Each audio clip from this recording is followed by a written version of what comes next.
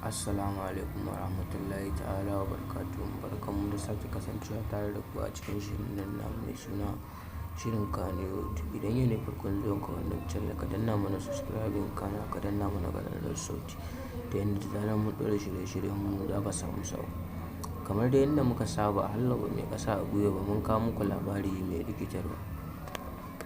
Fitattun jarumai guda biyu, jarumi Ali Nuhu da jaruma Fati Washa, wacce take taka rawar gani a cikin shirin fim ɗin Labarina.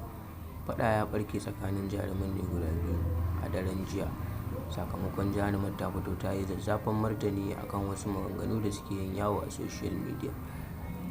Ku biyo mu domin ku ji me yake faruwa. Kamar yadda muka samu saƙon bidiyon kuma muka samu jarumi Ali Nuhu ya fito ya yi magana akan 'yan matan da suke fito da tsiraicinsu a cikin Kannywood. Ya bayyana cewa hakan bai dace ba. Abin ya yi wa jarumai ciwo. Jaruma guda ɗaya Fati Washa ta fito ta yi martani ita ma akan maganar da Ali Nuhu ya faɗa.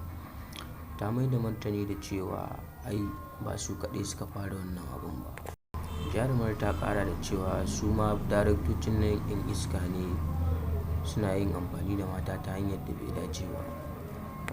Cikin 'yan mintuna kaɗan jarumin ya kuma fitowa ya mai da martani shi ma akan abin da ta faɗa masa a shafin shi na Instagram.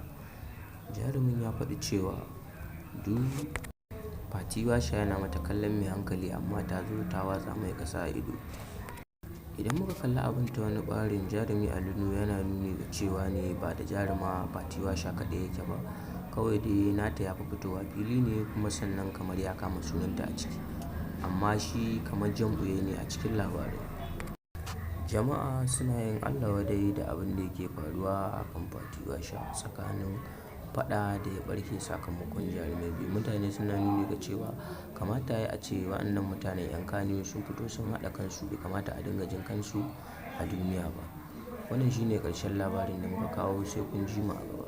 Kar ku manta ku danna subscribing kana ku danna ƙararrawar sauti ta yadda da zarar mun ɗora shirye-shiryenmu za ku samu labari.